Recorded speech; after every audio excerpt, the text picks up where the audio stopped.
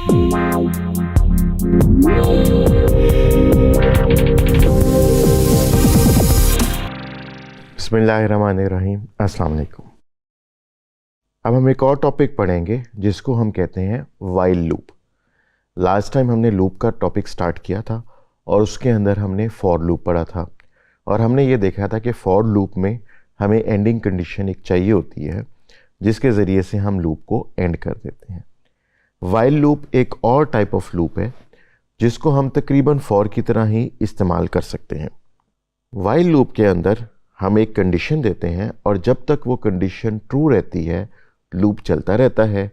जैसे ही वो condition false होती है तो लूप ब्रेक हो जाता है। और जाहिर है कि लूप की बॉडी के अंदर हमने उस कंडीशन के अंदर कोई ना कोई अपडेट करनी होगी ताकि कभी ना कभी वो कंडीशन फॉल्स हो जाए और हमारा लूप जो है वो एंड हो जाए।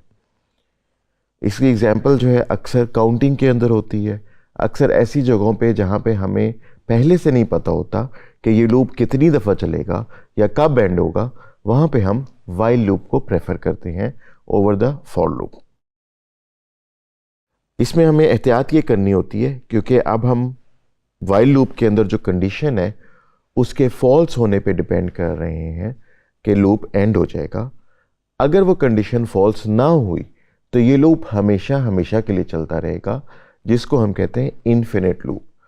और जब वो लूप इन्फिनिटली चलता रहेगा तो वो लूप से कभी बाहर ही नहीं आएगा और हमारा प्रोग्राम जो है वो नॉट रिस्पॉन्डिंग हो जाएगा। तो इसलिए मेक श्योर करना है आपने कि जब भी आप वाइल लूप इस्तेमाल करें तो उसके अंदर कंडीशन के अंदर कोई ऐसी चेंजेस हों कि 10, 20, 30 आइट्रेशंस के बाद वो लूप एंड हो जाए और हमारा प्रोग्राम लूप से बाहर आ जाए। तो अब हम कंपैरिजन कर सकते हैं कि फॉर लूप और वाइल लूप में फ़र्क क्या है।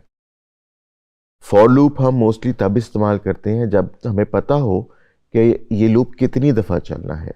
तो हम एक काउंटर लगा के उस काउंटर को लूप के अंदर इंक्रीमेंट करते रहते हैं और लूप उसके मुताबिक चलता रहता है और हमें एंडिंग नंबर भी पता होता है कि यहाँ पे लूप को ले जाके हमने ख़त्म कर देना है। जबकि वाइल लूप बेस्ट उन सिनेरियोज़ में होता है जहाँ हमें पहले से नहीं मालूम होता कि लूप कितनी दफ़ा चलेगा, बल्कि एक कंडीशन होती है और वो कभी भी फॉल्स हो सकती है। जब तक वो ट्रू रहेगी वाइल लूप हमारा चलता रहेगा। तो इस तरह की सिनेरियोज़ के अंदर हम वाइल लूप को इस्तेमाल कर लेते हैं। तो फॉर लूप की बेस्ट एग्जांपल क्या है? फॉर एग्जांपल हमने काउंटिंग करनी है या अननोन नंबर ऑफ टाइम्स हमने एक काम करना है, उसमें हम फॉर लूप लगा देंगे। और वाइल लूप के अंदर क्या होता है, मोस्टली फॉर एग्जांपल हम यूज़र से इनपुट ले रहे हैं और हम एक उस लूप को रिपीट करते जा रहे हैं जब तक एक स्पेसिफिक इनपुट नहीं आ रही। तो अब हम चलते हैं जुपिटर नोटबुक की तरफ और वाइल लूप को हम कोड करके देखते हैं कि ये कैसे चलता है। यहाँ पे हमारे पास एक एग्जांपल है जिसमें हम वाइल लूप को यूज़ करेंगे एक काम को कई दफ़ा रिपीट करने के लिए।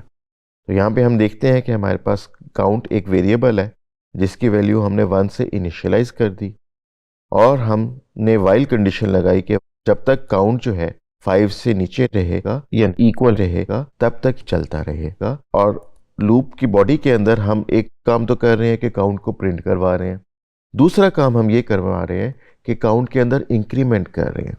तो जैसे जैसे ये लूप चलता रहेगा, जितनी दफ़ा ये लूप चलेगा, काउंट वेरिएबल के अंदर 1 प्लस होता जाएगा और 1 से स्टार्ट करके जैसे ही ये 5 को क्रॉस करेगा हमारा लूप ब्रेक हो जाएगा। तो इसको एग्जीक्यूट करके देखते हैं कि इस कोड की आउटपुट क्या आती है। और जैसे एक्सपेक्टेड था इस कोड की आउटपुट 1 से स्टार्ट हुई, उसने 1, 2, 3, 4 और 5 प्रिंट किया और 5 प्रिंट करने के बाद जब हमने काउंट में +1 किया तो काउंट की वैल्यू 6 हो गई जो कि 5 से बड़ी है, लिहाजा वाइल के अंदर वाली कंडीशन हमारी फॉल्स हो गई और लूप ब्रेक होके हमारा जो कोड है वो लूप से बाहर आ गया।